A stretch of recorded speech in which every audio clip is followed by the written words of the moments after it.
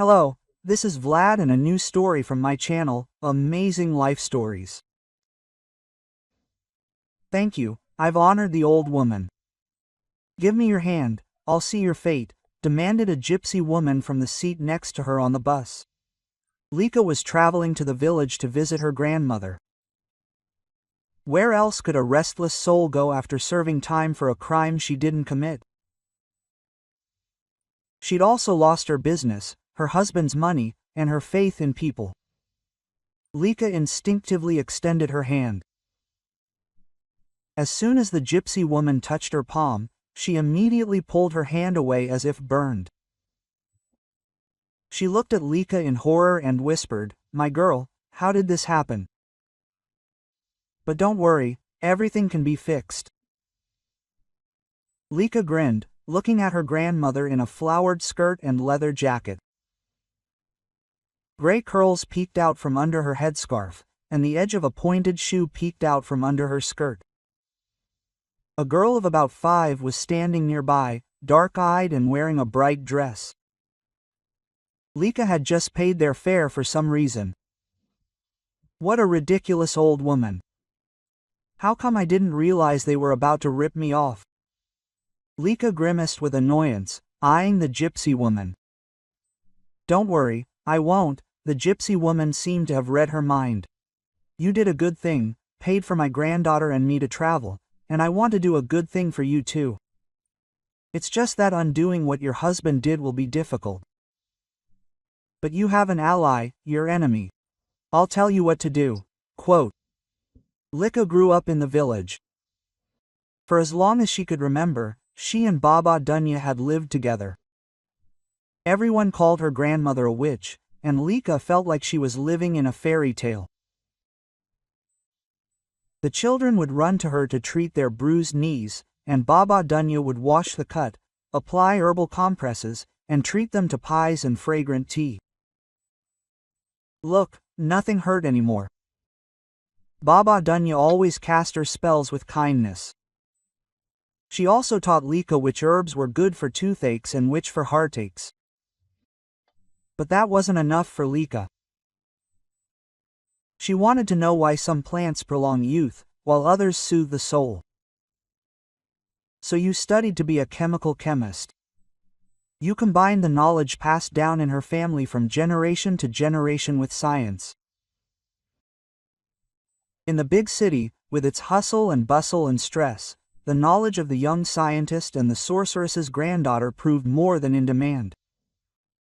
First, Lika got a job in a beauty salon to understand how it worked. Then she took out a loan and opened her first studio. Lika's treasure trove. That's when she met Vadim. Lika, you deserve the most beautiful flowers in the world. He handed her a luxurious bouquet in gratitude for helping me get rid of this terrible scar on my cheek. Vadim, well, wasn't it worth it? Lika blushed. She liked him immediately, but she couldn't admit it to herself, much less to him. It was absolutely worth it. Would you like me to show you a stunning place where they serve the best desserts? First there were bouquets, desserts, then long walks. Lika barely found time for a date, but she was happy with this tall, handsome man. Vadim was an excellent PR and marketing specialist. He hosted various events and played in a band. In short, a public figure, far removed from science. He admired her talents so sincerely that she couldn't resist his charm. I was thinking, you're a real sorceress. People come to you tired, with dull eyes, and leave rejuvenated, with clear gazes. Vadim started talking one day. It's simple. Traditional medicine has been proven for centuries, and without modern technology, you can't do anything these days. Take me to work with you. You'll do the magic, and I'll do the promotion. Darling, I can't possibly pay you as much as you earn now. And for now, don't worry. You only have one studio. But when are we going to open a chain? A chain, Lika laughed. Of course, you give people youth and health. And you use exclusive technologies. You'll see, soon you'll be booking appointments 6 months in advance. Quote. Lika just laughed at the time, but agreed to the offer. She truly was talented. She found an individual approach to each client, creating personalized care programs. But she didn't have Vadim's gift for words. He could present any idea so well that people would even buy snow from him in the winter. The studio soon transformed into a salon, and 5 years later, it was a full-fledged aesthetic medicine laboratory and wellness space. It was called Lika's Treasury. Vadim married her, and their couple always attracted attention. He has a stunning, handsome brunette. She's a fragile, blue-eyed Russian beauty with a permanent braid. And this image didn't fit with her status as a businesswoman. And we got another patent. Yet again, the handsome husband boasted of his achievements at the party. Wow, how she manages to do it all, Roman, one of his friends, whistled. Yes, she spends all day with her weed. There's hardly any time left for her husband, Vadim replied coyly. So she has to seek affection elsewhere. But still, she's a great woman, Roman insisted. The phrase about affection elsewhere clearly offended him. You're wrong. If it weren't for me, you'd still be wasting away in your studio with 5 clients a month. Vadim, why are you starting again? Quote. Roma frowned. No words will make a client return to a bad place. And your entire account is filled with regular clients. Quote. I barely managed to get a massage appointment, and only because someone got sick. You know, we could open dozens more salons around the city and the region, but Lika wants to work with each client personally. We're losing so much money, Vadim sighed with frustration. She just sits there in her lab, trading her family for a test tube, so she has neither a decent income nor a family. But look, your lab is the most popular place, and you and your wife are famous people, you have everything. Quote. Vadim sighed sadly. He had once been sure he would become the face and brains of the company, earning a ton of money. But his talent was only good for words. The entire company depended on Lika alone. His wife spent almost all her time at work, and out of boredom, he started a relationship with her assistant. Lika, like her grandmother the herbalist, conjured over test tubes. She liked to select something unique, something personal, for each client, something that would suit them alone. And today she met a new client, Elena Korobova. By all appearances, the girl is capricious and demanding. Elena, I think you have very sensitive skin, Lika began the conversation cautiously. Yes, you're right, she won't take any creams. I'm already exhausted. Maybe your miracle cures will help. Perhaps, but I must warn you that I use natural ingredients, and some of them may be allergens.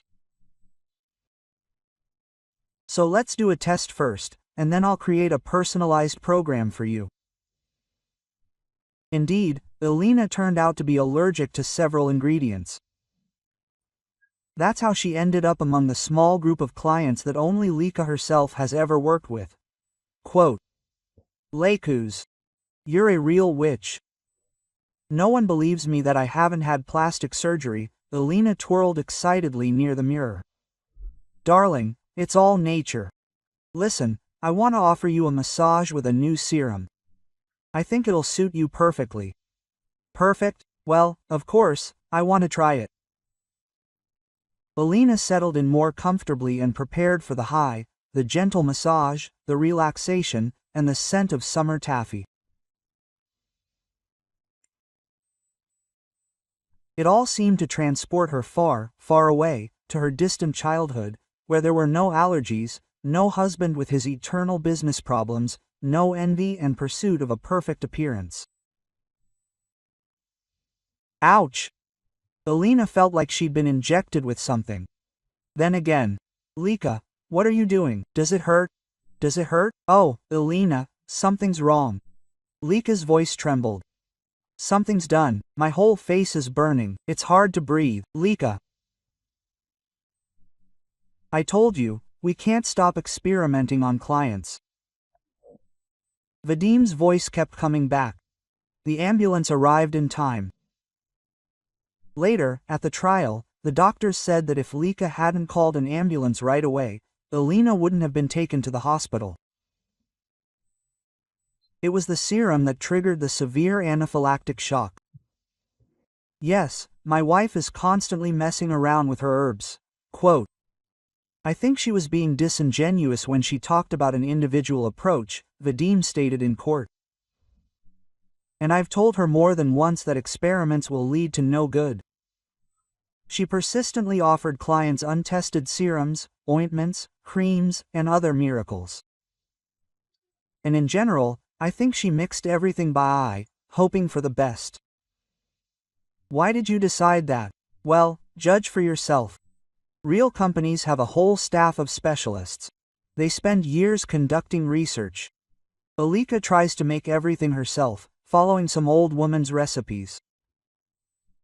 So she gave a serum in which the client was allergic to 7 out of 10 ingredients. Lika looked at her husband and the lawyer, haunted, not understanding what they were talking about. After all, just recently they had convinced her to sign a sincere confession. They said they'd give her a suspended sentence of 1 year, force her to pay a fine, and then she'd be back to running her lab. To be honest, she hadn't really read what was written. After all, it was her husband, the man she loved, whom she trusted implicitly, who had suggested it. He only wanted the best for her. And to be honest, Lika was more concerned about Alina than what she was signing. It would be great if everything worked out and there were no marks left on her face. But what if she did cause harm and then, like a bolt from the blue, is sentenced to imprisonment for 1 year and 8 months? The days in the penal colony dragged on interminably. Vadim filed for divorce. He decided to tell her in person. Vadim, I don't understand what's going on. You and the lawyer talked about a year's probation. How is that possible? Lika burst into tears when she saw him. You deserved it, her husband replied unexpectedly coldly. How I hate you. These herbs of yours, this witchcraft. Vadima's beautiful face twisted into a malicious grimace, which then gave way to disgust. Her husband, who had recently carried her in his arms, now looked at her as if she were a squashed cockroach. If only you knew how glad I am that you were locked up. This is your place. You've never thought about anything but your herbs anyway. What was it like for me in your shadow? I was carrying your entire lab on my own. How weak are you? Now sit and think. Vadim, what are you saying? We're together. And now I'm on my own. Later, he made a statement to the press, claiming that Lika was an uneducated charlatan, and he tried every single day to stop her cruel experiments. He even published a book, back when he'd barely managed to scribble it down. Quote, The Illusion of Beauty. How I Lived with a Witch. Vadim, it turned out, was receiving patents, but unique drugs, in his own name. Absorbed in her work, Lika didn't even pay attention. After all, her husband was responsible for the Treasury's external affairs. Now he'd sold the patents to competitors and made a tidy profit, and shortly before her release, he and his assistant left for abroad, having completely ruined the treasury's reputation.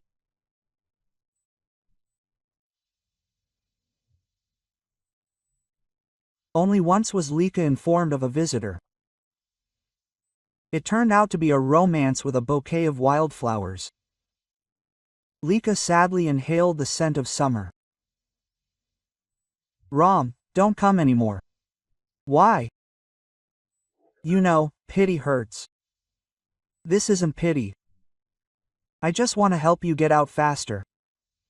"And what am I supposed to do there? The salon is gone, its reputation is ruined. We'll think of something. We know how to help you, but you have to too." Don't talk nonsense," Lika interrupted him. She was sure Roman had been sent by her ex-husband. But why? Hadn't he really hurt her enough? Roman didn't come anymore, but he delivered packages, and in them, a request for help. "No, it's my fault what happened. I buried myself in my test tube, tired, confused. No one is to blame, but Vadim is a scoundrel." "Well, God be his judge," Lika convinced herself. She quietly entered her grandmother's house. Almost everything remained the same. Napkins on the table, on the pillows, carefully collected herbs, dishes in the cupboard, notebooks with grandma's notes. Baba Dunya herself passed away 3 months ago. Elik has only a little money left. "Hey, hostess, receive the guests." Suddenly a voice came from the street. Lika looked out the window. "Well, that's it. That same gypsy woman with the girl. Listen, beautiful, I really do want to help. Don't look at how I'm dressed or what they say about us, don't think so either. I found out from you right away. Your grandmother was the best herbalist. She got me back on my feet after the accident when I was young. And she saved my granddaughter when she was a baby. I owe it to the soul." "What debt?" "Well, they helped me, I must help. You have a good fate. This man of yours. Soon you will suffer grief. You just need to find the woman who is now your enemy. Talk to her. You'll learn a lot of interesting things. But first, rest and take this notebook. Dunyasha once gave it to me. It's full of recipes and reflections on the soul and destiny. I think you need it now." For a whole month, Lika simply went to the woods to pick onions, sat by the riverbank, admired the sunrises and sunsets, thought, read Baba Dunya's notes, and then returned to the city. And the first person she turned to was Alina. Quote, "You know, I'm glad you came," she said calmly. "Glad? Why? It was because of me." "Well, let's start with the fact that it wasn't because of you. Now I know that for sure." Alina smiled. "For a long time, I couldn't figure it out. Either you made a mistake in the recipe, or you deliberately wanted to harm me." "No, I didn't make a mistake on purpose and I haven't made any mistakes." "Yes, I know, calm down." Quote, Alina took her hand. "But how angry I was at first. I wanted to scratch your face, drown you, trample you, but I couldn't go outside. The serum ruined the cat, but then your cream cured it. I was surprised by mine. Yeah, right. I took it automatically and immediately felt better. That's when I started thinking. I shared my doubts with my husband. And you know him, he won't rest until he gets to the truth. It's all your Vadim and your assistant. They switched the serum. How did you find out? It's simple. Vadim himself blabbed to Roman. Remember him? Of course, they've been friends for a long time. And Roman came to me as a client several times, always with flowers. And then he even came to the colony. I thought Vadim sent him. Well, after the trial, they were sitting at Roman's house and drinking. Then they called my husband, asked him to come over. He refused, but put the phone on the table, and didn't end the call. And your Vadim just hung up on you too. I know it's not nice to do that, but we overheard the conversation. Vadim said some terrible things, like he was jealous of you, wanted more money, and talked about his relationship with your assistant, and how she switched the serum. Why didn't Roman tell me about it himself then? Oh, you know, they must have had a lot to drink. They didn't remember anything the next morning. I talked to Roman later, and he confessed. I thought he'd dreamed the whole conversation. I tried to talk to you later, but you wouldn't listen. And if you agree, my husband, Roman, and I will help you. Why would you do that? I can't take anything from you. Oh, silly, you saved my life. If you hadn't called an ambulance right away, who knows if we'd be talking to each other now. The court cleared Lika's name, and Vadim had to pay her everything back and compensate her. Things were tough for the ex-husband and his new girlfriend. Both were accused of criminal offenses and then sent to prison during their trials, trying to shift the blame onto each other. Lika decided against rebuilding the treasury. She moved to the village permanently. And her most frequent guest was Roman with his invariable bouquets of wildflowers. Lika, you know what I thought? A talent like yours should be of use to people, he declared one evening over a cup of tea. Oh, no, I won't open any more studios or salons, she laughed.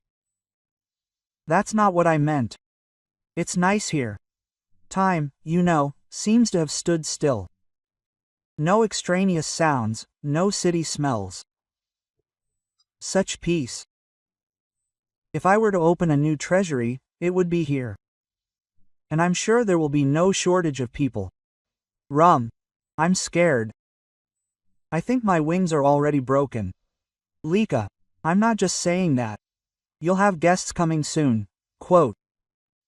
Sure enough, a car stopped near the gate, and Elena got out.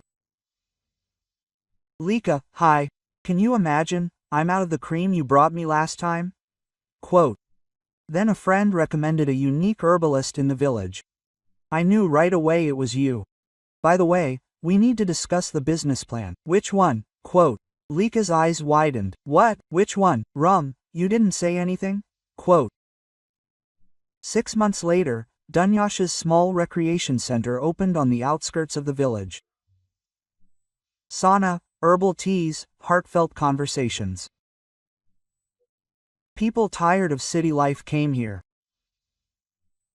Some to heal emotional wounds, others to seek harmony, and still others to restore their health. Roman became a reliable partner for the League, and not just in business. When he proposed, he said that the creator always needs support, and he was ready to walk by her side until the end of his days. And very soon, a new chapter began in their lives. Lika learned she was pregnant. If you like the story, please support me with a thumbs up. It's just one click for you, but it means a lot to me. All the best.